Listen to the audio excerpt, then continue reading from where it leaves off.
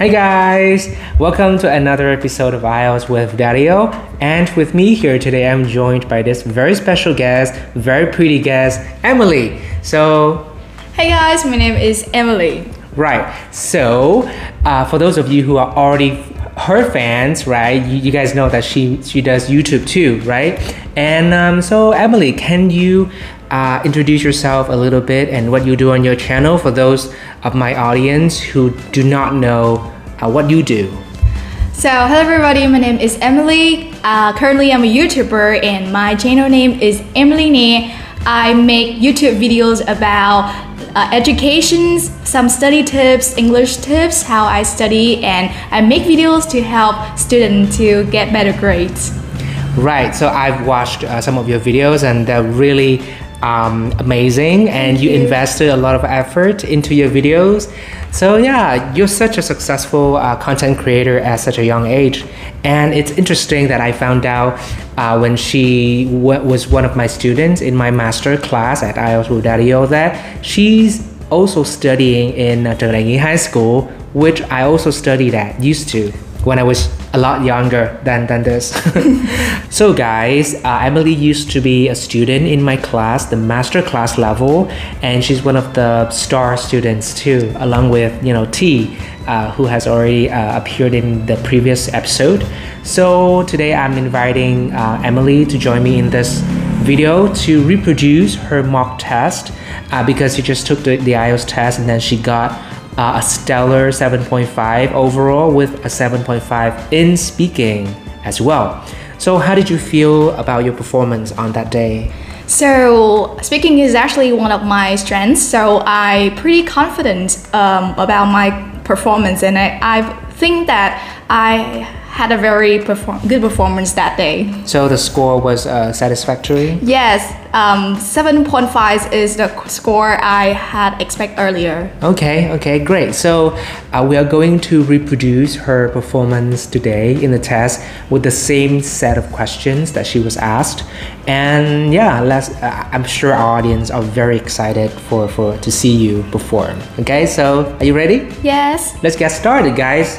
Welcome to the IELTS speaking test. In this first part, I would like to get to know you better, so I will be asking some questions about yourself. First of all, let's talk about where you live. So where do you live? So I have been living in a two-story house with my parents for the past 17 years. My house is conveniently located in District 1, so there is a wide range of entertainment facilities such as bookstores, cinema, supermarket, and something like that. What do you like about where you live? So other than the modern facilities I have mentioned earlier, the one thing that I like about where I live is my neighbors. All of them are very nice, helpful. They always treat me very nicely and respectfully. Now let's move on to talk about social media. Do you use social media? To be quite honest with you, I use social media a lot. I use social media on a regular basis to keep abreast with what is happening across the world.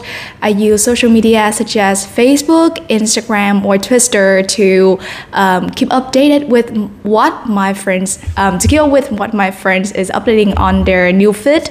And I also use social media to stay connected with my fans and my subscribers since I'm a content creator.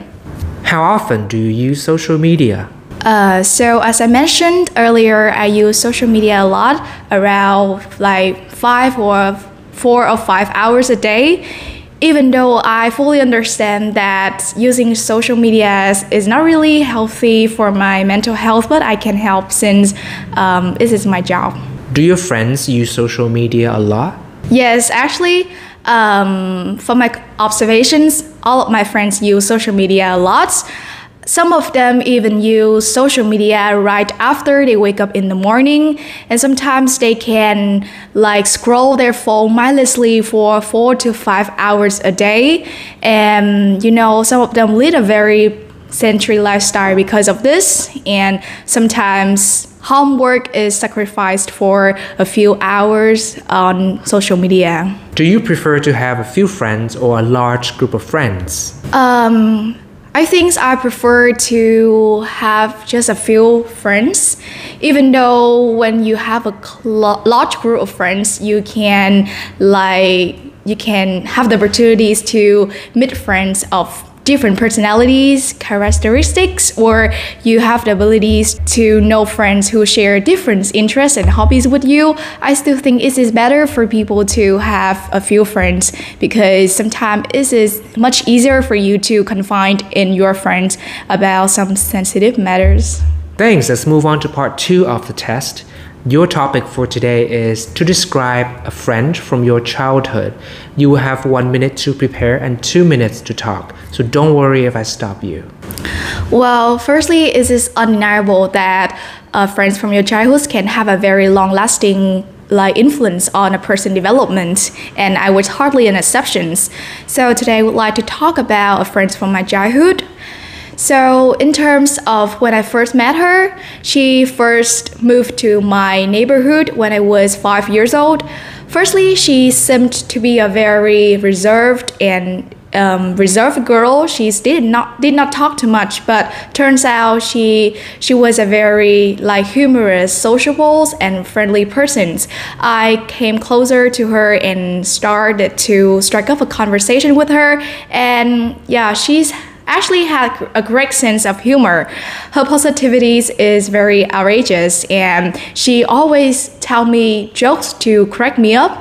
And whenever I feel extremely depressed or feel down in the dumps, she know exactly what to say to lift my spirit and improve my mood correctly. So she is also a very good listener and good advisor. She always give me so much useful and sensible advice so that I can overcome many issues and problems in my life. And whenever I encounter an obstacles in my life, she's always know exactly what to say to encourage me to overcome that. And even though now she has moved to another city to live with her family, but I still stay connected with her thanks to social media. That's all I want to share. Now let's move on to part 3 of the test. You have just talked about a friend from your childhood, and in this third part, I'll be asking more general questions related to that.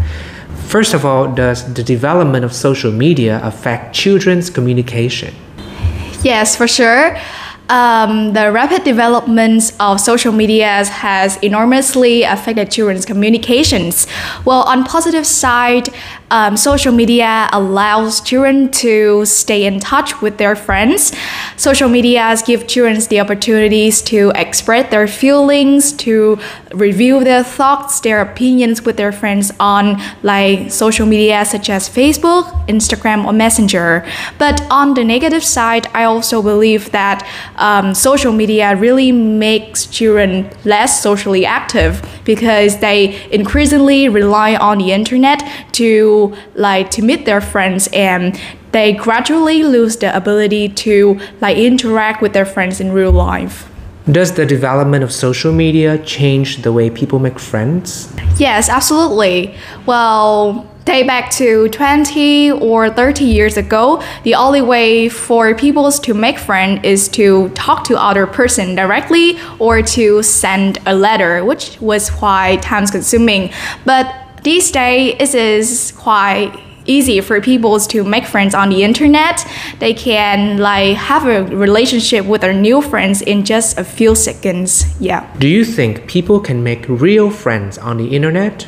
Even though the internet allows people to make friends so easily, but I do not believe that all the friends people make on the internet are reliable and trustworthy, and because it is quite hard for people to ensure whether the friends you are talking on the internet is a good person or not, because some people do not really upload their real identity informations or do not show their real age. So sometimes people can can fall into other people's bad trap on the internet, or they can like have a conversation with a bad person who tried to persuade them to engage in criminal activity. And that's why I think people should be extremely cautious when having friends on the internet. Are in-person meetings better than online meetings? Yes, definitely. I firmly believe that in-person meetings can really increase the efficiency of communications better than like online meetings. Because in terms of online meetings, it's very hard for people to express themselves, and as a result, online meetings usually lead to misunderstandings between people, because conflicts, disagreements can arise when people have different opinions, and this is also quite hard for people to address the problem through online platforms. And in contrast, in-person meetings is much more effective, where people can like work with other people, discuss something with their teammates much more effectively, and this is also easier for people to express their emotions or use body language to like show their honest opinions about something. Thank you. That is the end of the test. Right. Thanks, Emily, for joining me today in the mock test. You did amazing. You were super fluent, as our audience can tell too. So I hope you guys enjoyed this episode with Emily. So if you're a student and want to get better grade at school, as well as do better in your English exams, be sure to check out her channel, Emily Ne. Okay? If you like the content of this video, please give it a big thumbs up, leave a comment down below, and also share this video. As well as don't forget to subscribe to this channel for more similar videos, okay? Take care guys, and I'll see you guys in the next video. Bye bye. Bye bye.